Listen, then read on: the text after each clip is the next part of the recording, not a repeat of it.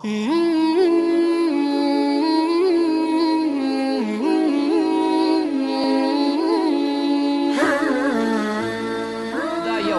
دے. ابو سعید خدری رضی اللہ تعالی عنہ صحابی دے فرمائی چې دا عالم و اقسام سلویخ زر دی. سلویخ زر عالم دی. کم ځای کی دی؟ دا اللہ علم کی دی. اس منگ تا خدا پتہ نشتا چې په کم ځای کی دی. ځکه دسی دسی ستاری په دې دنیا کې په دې کائنات کې موجود دی چې د هغې هغه رڼا په څلور نیم کاله کې دنیا ته رارسي. دسی دسی سیارې ستارې موجود دي چې الله پیدا کړي. کله پیدا کړي؟ لکونه کاله مخکې. د هغې رڼا لا دنیا ته نه ده رارسېدلې. دومره لوی عظیم ذات الله پاک. نو په دغې کې به مخلوق آبادي که نه؟ دغې کې به الله مخلوق آباد کړی. دا څه دونه مشکل او ګرانه خبره خو نه. دا نور چې مونږ ته ښکاري، هغه کمې ستارې چې مونږ یادوو خو مونږ ته ښکاري نه. هغه اوس مونږ د فلسفې نه معلومو چې یاره فلسفیان وایي چې داسې و. دا چې کوم نور مونږ ته ښکاري نو دا د دې ځمکې نه 14 لاکه ګنا سیوا دی. 13 لاک ګنا مطلب چې 14 لاکه ځمکې راغونډې کې نو د دې نور په دې خېټه کې چې کوم دی نو راځي.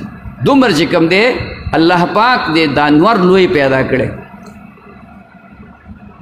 مونږ ته وړوکی غوندې ککوړی ښکاري. نو دا عالمین دا مخلوقات دا ډېر شی دي. 40 زره چا ویلي. ابو سعید بل صحابي ویل 10 زره. زمونږ په عامو خلکو کې مشهور 13 زره قامه. دا 13 زره قامه چې وایي دا 13 زره عالم دي.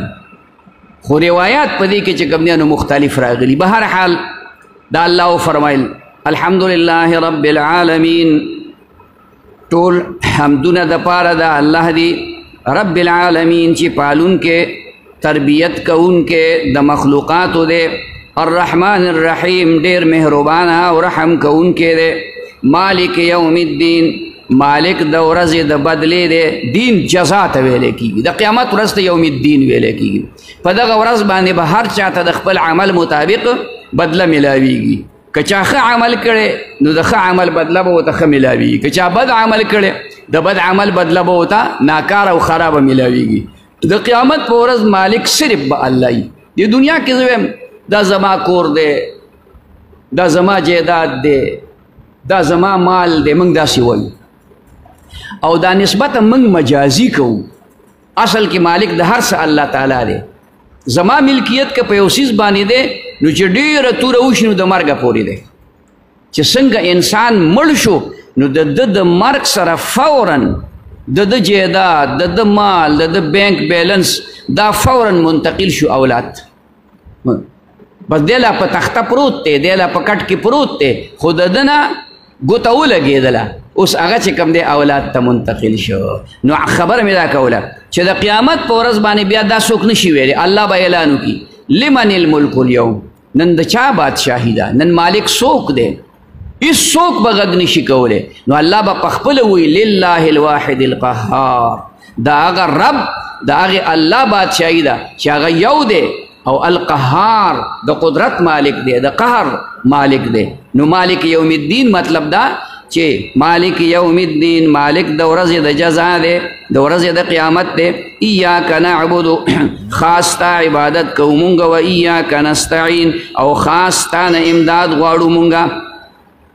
دا عبادت لایق صرف الله دی او امداد چې غواړي د الله. یو زما اوستا د یو بل سره هغه معمولي خبره لکه بیلچه راکه تسکوره راکه دا نه. دغه خو چې که به دی نو اختیار الله مونږ له راکړی دی. دا پین راکه زه پې لیکل کومه، دا ګیلاس راکه، یو دغه امداد غوښت دا خیر دی. خو د هغه خبرې چې هغه د انسان په قدرت کې نه دي.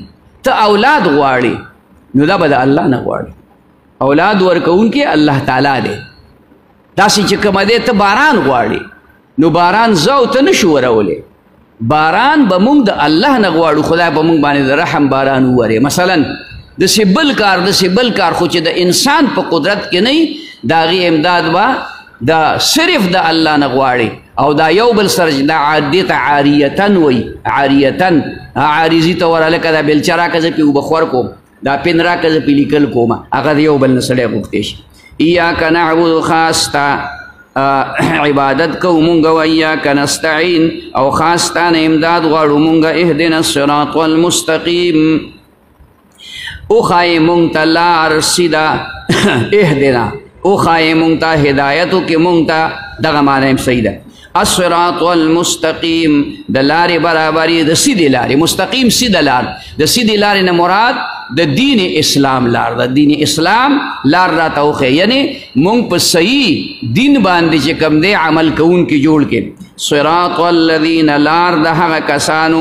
انعمت علیهم چې انعام کړی تا په هغوی باندې انعام الله کړی په شهداو نیکانو صالحانو انبیاو علیهم السلام باندې هغه د دین انعام دی غیر المغضوب علیهم نه لار د هغه کسانو چې غضب کړی شوی دی په هغوی باندې دا یهود او نصوارا دي چې هغوی په هر موقع کې د هر پیغمبر مخالفت کړی دی ډېر شی پیغمبران علیهم السلام الله هغوی ته رالیږلي دي د یعقوب علیه السلام نه رستو څومره انبیا چې د عیسی علیه السلام پورې راغلي دي دا ټول بني اسرائیلو کې راغلي دا ټول یهودو ته الله پاک رالیږلي دي او د هغې باوجود هغوی هټ درمي کړې ده د پیغمبرانو مخالفت یې کړی دی پیغمبران یې شهیدان کړي دي پیغمبران یې په ونو کې اره کړي دي دا سختۍ تکلیفونه ورکړي دا هغه خلک دی چې الله په دوی باندې غضب کړی نو د هغې نه پناه غواړي غیر المغضوب علیهم نه لار د هغه کسانو چې غضب کړی شوی په هغوی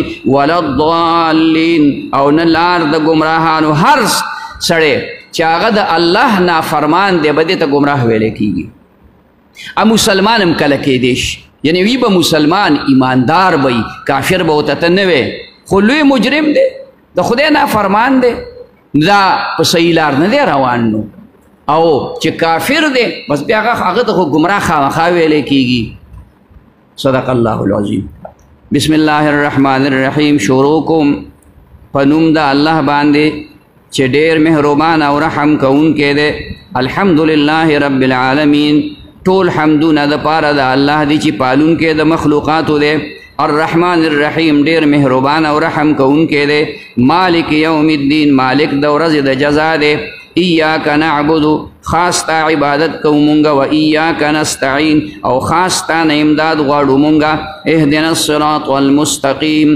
وښایې مونږ ته لار سیده صراط الذین لار د هغه کسانو انعمت علیهم چې انعام کړی تا په هغوی باندې غیر المغضوب علیهم نه لار د هغه کسانو چې غضب کړی شوی په هغوی باندې ولا الضالین او نه لار د ګمراهانو صدق الله العظیم